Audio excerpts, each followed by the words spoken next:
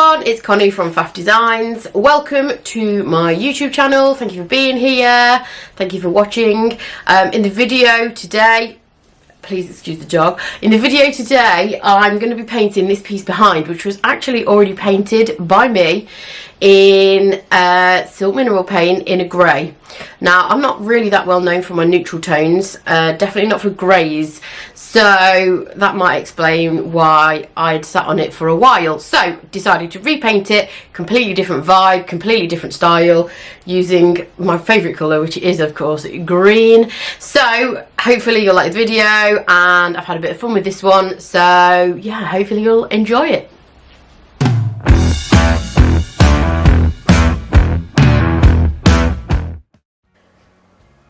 So these are the two base colours that I'm going to use. I've got coffee bean and I've also got chocolate, and in the pouch I've got sea spray, which is a texture additive. So I have two separate pots, one with coffee bean and one with chocolate in, and I'm going to mix the mixture up with the sea spray to make sure that it's all mixed together. And I'm going to use this stippled on as my base coat. Now, I did say that these were previously painted by me. The paint that I used was Silk All-in-One Mineral Paint, and there is a wax over the top, but it's Best Dang wax, which is water-based. It has cured, which means I am fine to paint straight over the top of this with chalk mineral paint. If I was using silk, then I would remove the wax, even though it's Best Dang wax and it's water-based. Silk doesn't like wax of any variety. But I'm using chalk mineral paint, so I'm going to be absolutely fine. So as you can see, I am just stippling on the base coat of coffee bean.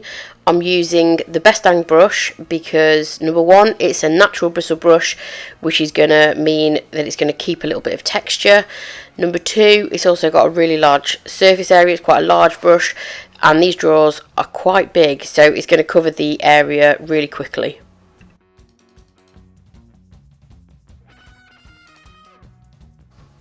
So I'm working in quite a small area at a time to make sure the paint doesn't dry before I have added in some chocolate. So I'm using exactly the same brush, I'm double dipping, and all I'm doing is adding a small bit of the chocolate paint onto the surface of the coffee bean, and I'm not looking for a blend or a mix. I just kind of want to make a little bit of tonal variation to the base.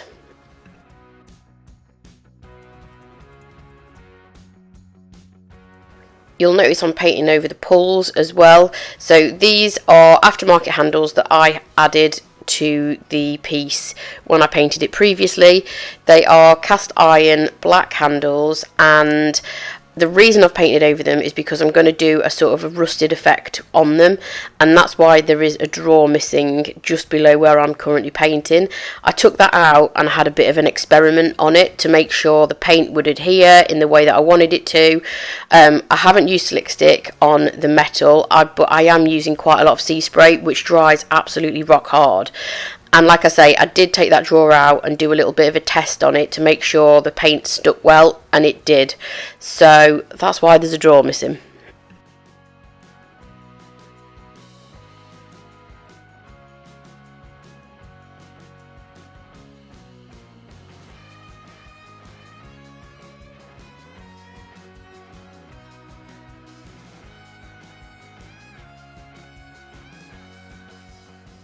Okay, so the base coat is on and it's completely dry. The next thing I'm going to do is add a clear coat, and that's because I want to lock in that base coat. So it's already looking kind of rusty, industrial, kind of grungy, and I actually really like this effect. I might do it on another piece. So I'm just going to seal the piece all over with clear coat in flat. And like I say, that is just to lock in that base coat, because I don't want any of the grey underneath to be peeking through. When I distress, I'm going to use quite a lot of water in the next stage, so I don't want to reactivate that base colour of brown and see any of that grey silk paint peeking through underneath.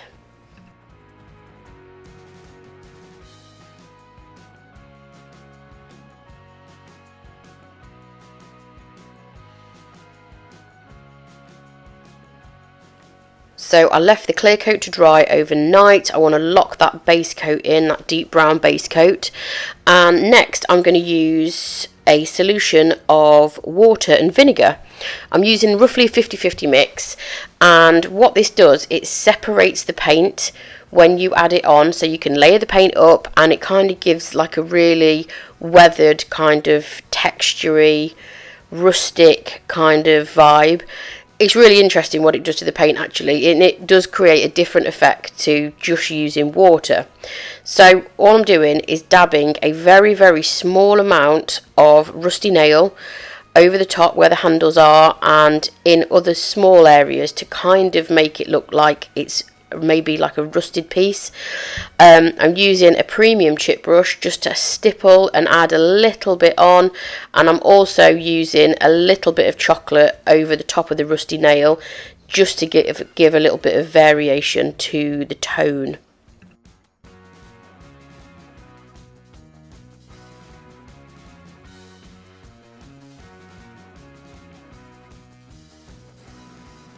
Okay, now for the fun part.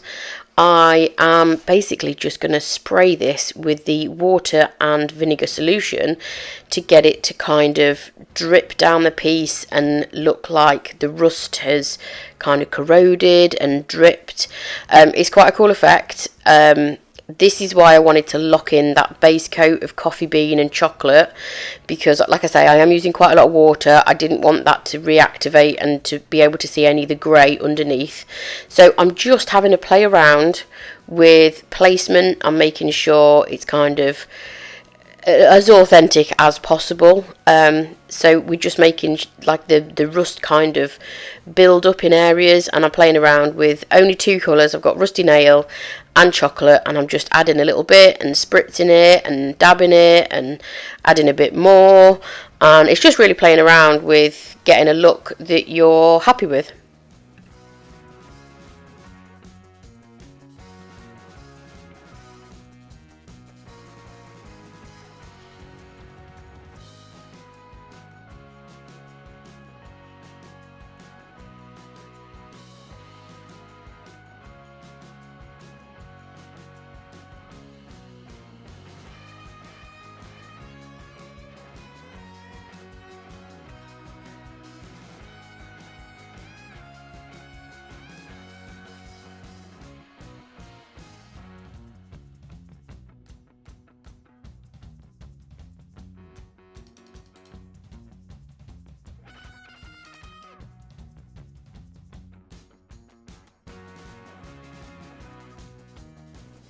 So hopefully you can see how I've built up that rust, and as I've spritzed it and it's dried, it's kind of gone more faded, and I actually really like the effect as it is.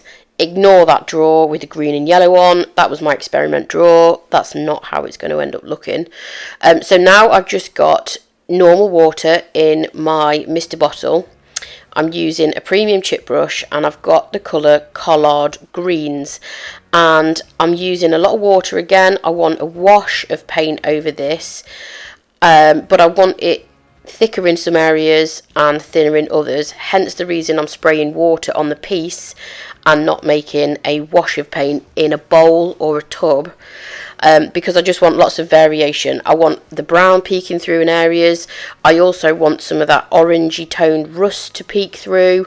So I'm just building up the collard greens in very, very thin watery layers, and I'm also spritzing it to allow that to run, to kind of keep in with the theme of the rest of the piece where we've got the drips of rust running down as well.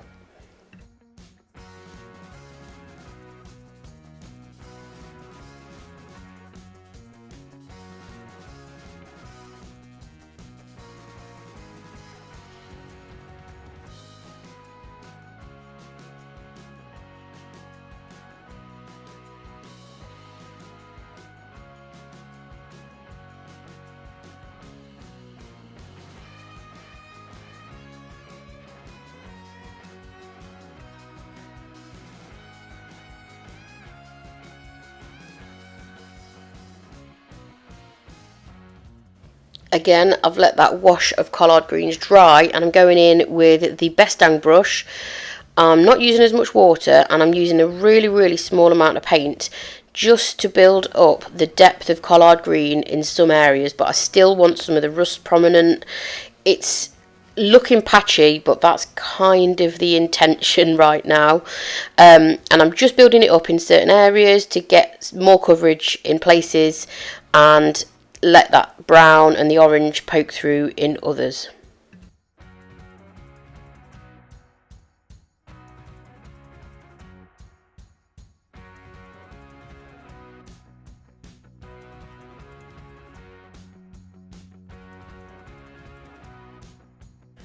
Okay, so moving on to the most prominent colour that you'll see when the piece is finished. This is Evergreen. This is one of my all-time favourite colours from Dixie Belle, and I know I say that a lot, but this truly is. It's a really vibrant green. It lends itself really well to these kind of industrial looks, and I'm using the same technique that I applied the collard greens with in the previous step. So I'm using a Bestang brush. It's dry, but the difference is the collard greens underneath is not quite dry. It's still a little bit wet. So what that means is, as I'm stippling on the Evergreen, it's almost mixing with it and creating this kind of tonal green sort of colour, which is more vibrant in areas where the evergreen's more prominent and less vibrant in areas where the collard greens is more prominent. So it's all about tonal variation with this piece. I don't want one flat colour. I want it to almost look like it's been shaded around the edges, but I'm not going to be using wax on this piece like I usually do. I'm just using paint to give that effect.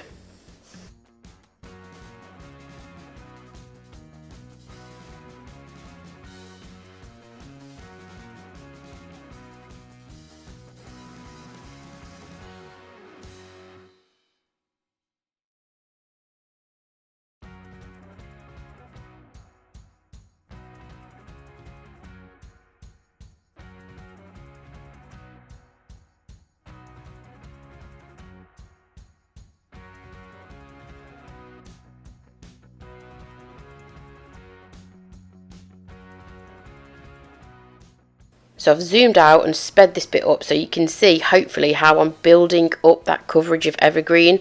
I don't want it to be full coverage. I do want the other shades that I've used underneath to show through, and I'm just stippling it on and working the paint, photobombed by a child there, and working the paint around the piece so that there are pieces where you can see collard greens. You can still see a little bit of the orange coming through, which contrasts really well against this vibrant green. And yeah, hopefully you can see how that is just being built up slowly.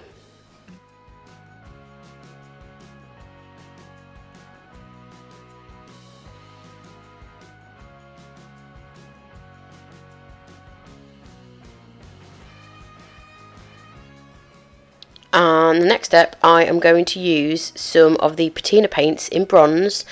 Now these patina paints, you'd usually use an activator spray with them to make them change into like a patina colour, so it would either be blue or green.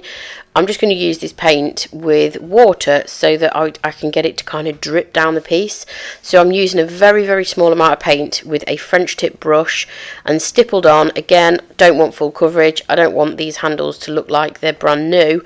So I'm using a very small amount from the top of the lid of the paint. I'm not even putting it in the pot. That's how little paint I'm using, and then I am just spritzing it with water, which obviously means it's going to dilute it. It won't look as coppery, so you'll see the other colours coming through, and it also means that that's going to drip down the piece and hopefully give you that faux rusty kind of look.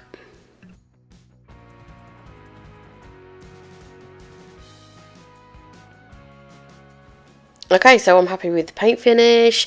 I'm now going to seal it. I'm using clear coat flat on the top. This is because the piece is most likely to be used as either a media cabinet or a sideboard. So I want a better level of protection on the top. I'm using flat because it has a very similar sheen level to wax. and I am applying it with a synthetic brush. I'll do 2 coats of this in total, just so that there is decent protection on the top of the piece should the customer want to put something on the top.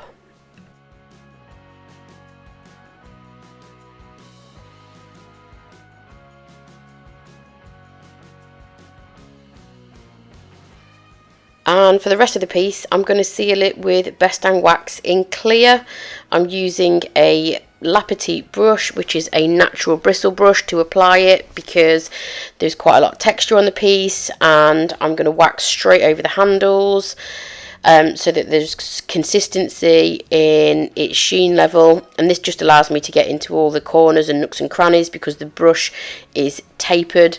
Sometimes I will wax with a sponge, but for this particular piece I am going to use the brush because it just allows me to get in all those corners and crevices and all around the handles.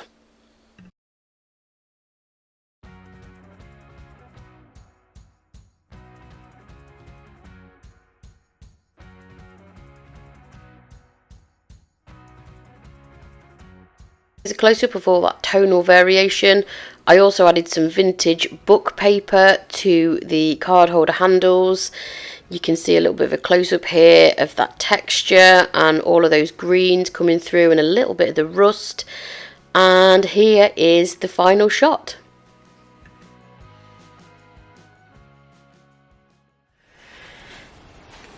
Thank you for watching the video. Hope you enjoyed it. I hope you agree this piece is a bit of an improvement on the one before, and it's a little bit more me. I think you'll agree. So yeah, if you've got any questions, don't hesitate to drop them below and I'll answer them for you. And make sure you are subscribing to my YouTube channel.